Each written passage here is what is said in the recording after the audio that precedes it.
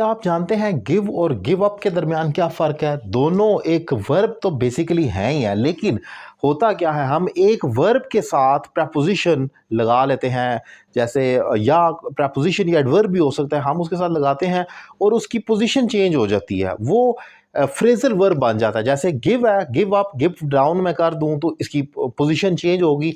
जैसे गेट है, अब गेट का मतलब हासिल करना है, लेकिन अगर मैं कहूँ गेट अप तो ये एक फ्रेजल वर्ब बन गया। इसका मतलब है सुबह जल्दी उठना या किसी भी वक्त को अर्ली उठने को कहते हैं। गेट अप का मतलब, या मेकअप करने को भी गेट अप कहा जाता है। तो इसी तरीके से गेट डाउन अब मैं कहूँ तो उसका मतलब है झुक जाना। अब हालांकि गेट का मतलब हासिल करना है, तो कितना फ़र्क हो गया अप डाउन लगाने से। Get in to get out of, तो मतलब इन आउट करते हैं, ऑन ऑफ करते हैं एक वर्ड के साथ और उसका मीनिंग चेंज होता है, उसे फ्रेजल वर्ब कहते हैं। तो बेसिकली ये डिफरेंस होता है वर्ब वर्सेस फ्रेजल वर्ब। ये वर्ब होता है और ये उसका मीनिंग चेंज करके जब अप डाउन हम लगाते हैं फ्रेजल वर्ब बन जाता है। तो ये तो पहले इनकी टर्म्स का डिफरेंस हो गया। अब आते हैं ज़रा गिव और गिव अप के दरमियान क्या फ़र्क है। गिव का मतलब तो मशहूर व मारूफ है ना, देना कोई भी चीज़। जैसे ही has given me some money, उसने मुझे कुछ पैसे दिए हैं।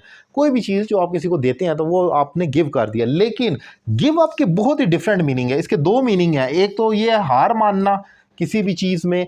आप अगर जैसे रेसलिंग हो रही होती है तो उसमें आप गिव अप कहा जाता है कि इसका मतलब होता है कि आपने गिव अप कर दी, यानी कि हिम्मत हार जाने को कहते हैं।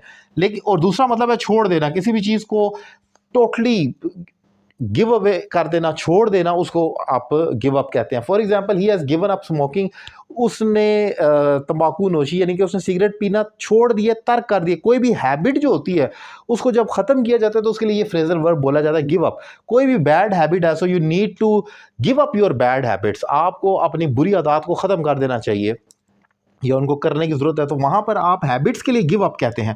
और इसी तरीके से एक इंपेरेटिव सेंटेंस अक्सर बोला जाता है नेवर गिव अप, ज़िंदगी में कभी भी never give up in your life, अपनी ज़िंदगी में कभी भी हिम्मत मत हारो।